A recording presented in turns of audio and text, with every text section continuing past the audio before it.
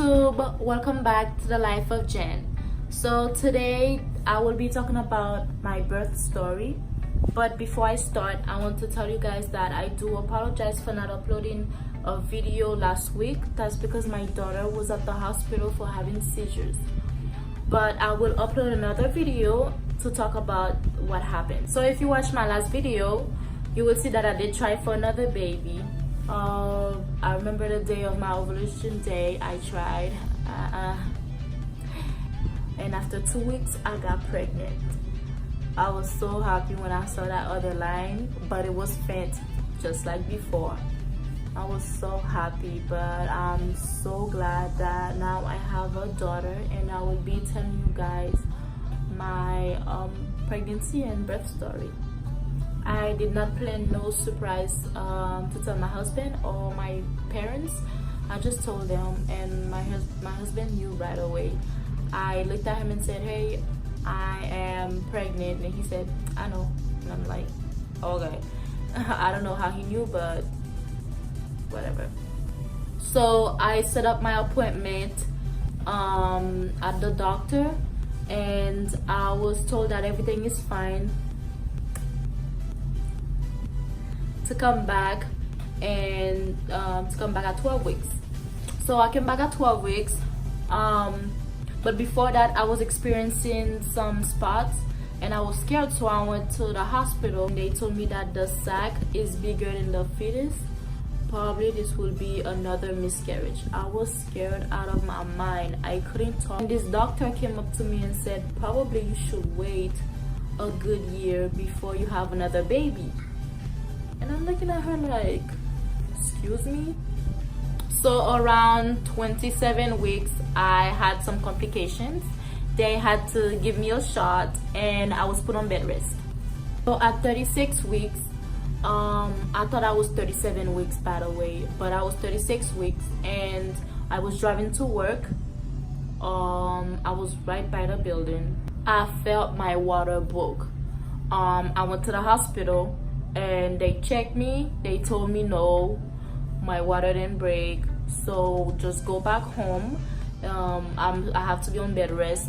Before I left, I was packing my things, and the doctor came back and said, "You're not going anywhere because your blood pressure is high, so you're staying at the hospital and you're going to be induced." At that moment I started freaking out because I'm like, oh my gosh, I'm gonna have the baby today, and I was so scared, but I wanted this baby to be out. I'm like, okay, I'm ready for this. I broke my water so we can start the process. Now the day passed, and he came tomorrow. They checked me and I was at 2 centimeters. They said, okay, it's going along. They checked me again. After 3 hours I was at 2.5. Then after 3 hours after that I was 4. It was going so slow. Then after a good while, I got to 5 centimeters, and they gave me a mask because the baby was stuck at 5 centimeters, and the doctor left. The day passed. That was the next day.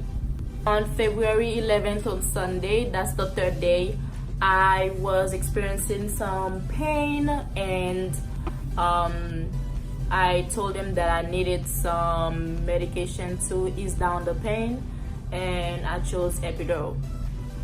I'm glad I did, because I ended up having a C-section because the baby was stuck at 5 centimeters, like I said before, and I had to get the C-section able for them to move the baby.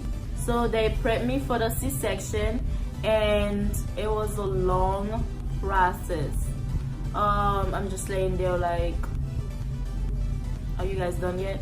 Also, when they was cutting me, I felt sharp pains everywhere. I started crying, and I'm asking, am I supposed to feel that? Am I supposed to feel that? And I'm crying and I'm singing this gospel song, this Haitian gospel song. I'm crying and I passed out. My husband said I passed out with my eyes open.